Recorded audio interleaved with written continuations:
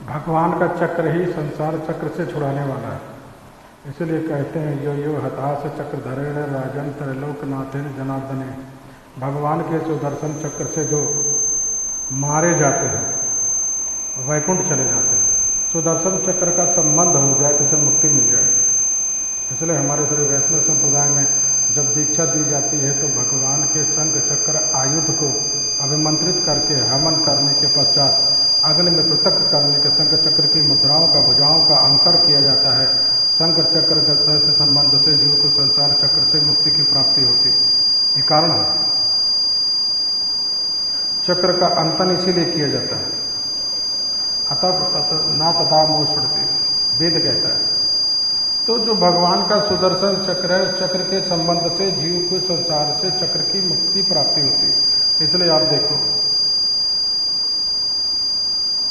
सनकादिकों ने श्राप दिया जाए विजय को 3 जन्म राक्षस हो जाओ। पहले जन्म में हिरण्यकश्यप बने, तो भगवान नरसिंह ने मारा, वराह ने मारा। 2 रूपों में भगवान ने आकर के हिरण्यकश्यप का वध किया, मुक्त नहीं हुए। दोबारा बने रावण और कुंभकर्ण, राम जी ने उनको अपने धनुष बाण से मारा। राम जी के बाण से मारे, मुक्त नहीं हुए। फिर तीसरा जन्म हुआ उनका, और जब तीसरे जन्म में शिशुपाल और दंतवक्र बनकर प्रकट हुए तब भगवान ने विचार किया जब इन्हें मुक्ति दे देना चाहिए। इसलिए तीसरी बार ने भगवान ने जब इनका वध किया तो अपने सुदर्शन चक्र के द्वारा मारा, ताकि चक्र का संबंध हो जाने पर संसार चक्र इनका छूट जाए। अगर त्रेता में ही भगवान चक्र से मार देते तो सनकादिकों का श्राप मिथ्या हो जाता। 3 जन्म दिव्य वचन प्रमाणा रेवा झूठी हो जाती है। क्यों? भगवान के चक्र का संबंध होने मात्र से ही जीव को संसार संबंध से मुक्ति हो जाती है, संसार बंधन से मुक्ति हो जाती है। इसलिए जानबूझकर भगवान ने हिरण्यकश्यप को अपने चक्र से नहीं मारा। रामा अवतार में भी भगवान ने चक्र का प्रयोग नहीं किया, क्योंकि चक्र का प्रयोग हो जाता तो सनकादिकों का श्राप मिथ्या हो जाता।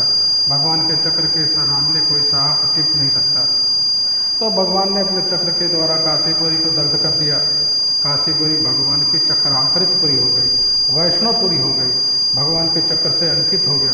काशी में मरने वाले प्राणियों को गौबंधन से विमुक्ति की प्राप्ति पहले भी होती थी। राम नाम के प्रताप से अब तो दूसरा संबंध, चक्र का संबंध भी काशी से हो गया। इस प्रकार से भगवान ने वाराणसीपुरी को दग्ध किया है।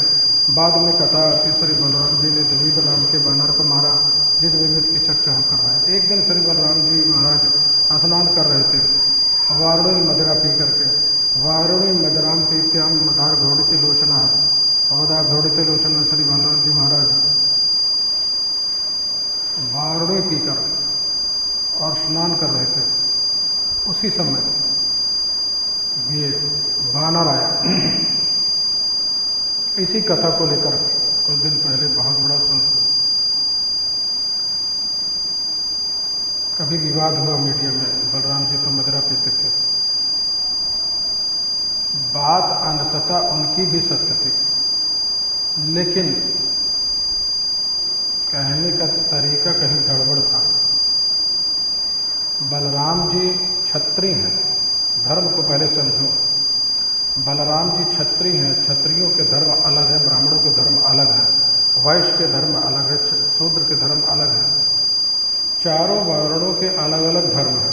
इसी को गीता में भगवान ने स्वधर्म कहा, स्वधर्मे निधनम श्रेया परधर्मो व्यावाह। इसी को हमारे राम जी कहते हैं, निज निज कर्म निरत सुतुनि की तय कर कैफल फल विसारा तम चरण उपाजा अनुरागा। निज निज धर्म, अपने स्वधर्म। तो क्षत्रियों का धर्म है। क्षत्रिय वारुणी और माध्वी 2 प्रकार की मदिरा पीने के लिए क्षत्रियों के लिए शास्त्र में अनुमति है। उनके लिए कोई पाप नहीं है। क्षत्रिय अगर पी ले तो पाप नहीं लगेगा, लेकिन ब्राह्मण पी ले तो उसी समय पतित हो जाएगा। अपने अपने अधिकार भेद से, यही तो शास्त्र है। स्वधर्म को जानने के लिए शास्त्र के आश्रय में जाना पड़ता है। जो चीज आपके लिए पाप हो सकती है वही दूसरे व्यक्ति के लिए पुण्य भी हो सकती है। इसका निर्णय शास्त्र करेगा। जैसे पान खाना, सन्यासी अगर पान खा ले तो पतित है तो प्रायश्चित करना पड़ता है। यतिश ब्रह्मचारिणी चा विधवा चा रजस्वला प्रत्येकम मानसल तुल्यम मेघनम सूर्यासरम। सन्यासी, ब्रह्मचारी और विधवा स्त्री अगर पान खा ले तो उसे पाप लगेगा, और वही पान गृहस्थ खाए तो पाप नहीं लगेगा। वही पान ब्रह्मचारी वेद मंत्र पढ़ करके भगवान को अर्पित करता है। जब पूजा होती है ब्रह्मचारी जब पूजा करवाता है तो बोलता है तांबूलम समर्पयामि, लेकिन उसे तांबूल को प्रसाद के रूप में वो नहीं ले सकता। भगवान को अर्पित तो कर सकता है, लेकिन सोचे कि ये प्रसाद बन के हम खा ले तो पाप लगेगा, क्यों? उसका वो धर्म नहीं है। पीतल की थाली बड़ी पवित्र होती है, कांसे की थाली बड़ी पवित्र होती है, लेकिन कांसे की थाली में अगर सन्यासी भोजन कर ले तो उसको प्रायश्चित करना पड़ता है। लकड़ी के बर्तन में खा, वही कांसे की थाली गृहस्थ के लिए परम पवित्र मानी जाती है। तो किसके लिए क्या धर्म है क्या अधर्म है यह जानना, और यह तब पता चलेगा जब शास्त्र के आलोक में आप विचार करेंगे। सबको एक बराबर देखेंगे, एक दृष्टि से विचार करेंगे तो धर्म का निर्णय नहीं होगा। सर आप ना धर्म भी है अधर्म भी है, किसके लिए धर्म है किसके लिए अधर्म है, किस काल में धर्म है किस काल में अधर्म है, इसका निर्णय शास्त्र करेगा। इसलिए शास्त्र की मीमांसा को पढ़ना पड़ता है। मीमांसा इस विषय का निर्णय करता है कि पिता का कौन सा कर्तव्य कहाँ पर उचित है कहाँ पर अनुचित है। गाली देना पाप है, किसी को गाली नहीं देना चाहिए, लेकिन विवाह में दूल्हा आ जाए तो उसको 100 गाली देनी चाहिए। तो देते कि नहीं देते? वो पुण्य है, उन पर गाली देना ही पुण्य है, वही धर्म है। ऐसे किसी को गाली दो तो अधर्म है, लेकिन विवाह में गाली दो तो धर्म है। काल व्यक्ति परिस्थिति अवस्था के भेद से वही वस्तु एक जगह धर्म होती है दूसरी जगह अधर्म होती है। तो सुरापान करना, सुरा के भी अनेक भेद हैं, कैष्टी, माधवी, गौड़ी, कादम्बरी, बारूद, अलग अलग प्रकार की मदिराएं, और कौन सी मदिरा किसके लिए ग्राही है किसके लिए अग्राही है, इसका सब बहुत बड़ा विवेचन है। माधव, पराशर माधव में पढ़ लेना, ग्रंथों में जाकर के पराशर स्मृति में पढ़ लेना। तो बलराम जी ने जो वारुणी का पान किया वह वारुणी साधारण मदिरा नहीं थी। वारुणी एक दैवी मदिरा होती है जो देवताओं का पेय पदार्थ है। बलराम जी महाराज उस वारुणी का पान करते थे। वारुणी उनका परम प्रिय प्रिय पदार्थ है बलराम जी का, और वो तो साक्षात ईश्वर है जो परमात्मा संपूर्ण सृष्टि को। बलराम जी भगवान के अवतार हैं, संकर्षण है, प्रलय के अधिदेवता हैं, जो प्रलय काल में संपूर्ण सृष्टि को खा जाता है अपने पेट के अंदर। वो वारुणी भी पी ले तो क्या आपत्ति है? कोई आपत्ति नहीं, उसके लिए कोई आपत्ति नहीं। लेकिन उस बात को किस ढंग से प्रस्तुत किया है भगवान ने और वेदव्यास जी ने और हमारे शास्त्रकारों ने, ऋषियों ने, मुनियों ने समझने की आवश्यकता है। तो बलराम जी महाराज अपना स्नान कर रहे थे, उसी समय विविध नाम का बानर आ गया, और विविध नाम का बानर आया। बलराम जी की वारुणी का जो पात्र रखा हुआ था नदी के तट पर, उसको सब इधर उधर करने लगे, लेकर पीने लगा भी उसमें से।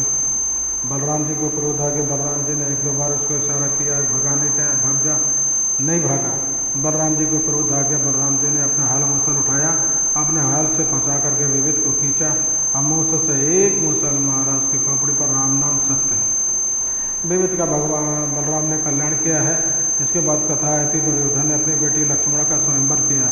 उस स्वयंवर में भगवान के पुत्र सांब पहुंच गए। ये सांब जो है जाम्बवती के पुत्र हैं, जाम्बवती की जो बेटी उनसे जो उत्पन्न है, बड़ी सुंदर है। स्वयंवर सभा भी पहुंचे, दुर्योधन की बेटी ने वर्ण कर लिया। दुर्योधन को पता चला, दुर्योधन ने ये विवाह मुझे स्वीकार नहीं, कृष्ण के पुत्र के साथ मैं अपनी बेटी का विवाह नहीं कर सकता। दुर्योधन ने कहा अरे विवाह स्वीकार नहीं करेंगे। भगवान के पुत्र सांब ने कहा कन्या ने मेरा वर्ण किया है, मैं इसे ले जाऊंगा। दुर्योधन ने कहा बंदी बना लो इसको। भगवान के पुत्र सांब को दुर्योधन ने बंदी बना लिया। ये बात द्वारिका में पता चली। भगवान कृष्ण ने सोचा क्या करें, बेटे को छुड़ाने जाएं, कैसे जाएं, क्या करें। भगवान जानते हैं कि दुर्योधन बलराम जी का चेला है। बलराम जी ने दुर्योधन को गदा युद्ध सिखाया है। भगवान ने सोचा कि मैं जाकर के युद्ध करता हूँ, लड़ता हूँ तो बलराम जी को बुरा लगेगा, इसलिए इस काम को बलराम जी के ऊपर छोड़ दें। और बलराम जी के पास आकर के देवऋषि नारद ने बताया कि महाराज आपके भतीजे को बंदी बना करके रखा है आपका चेला।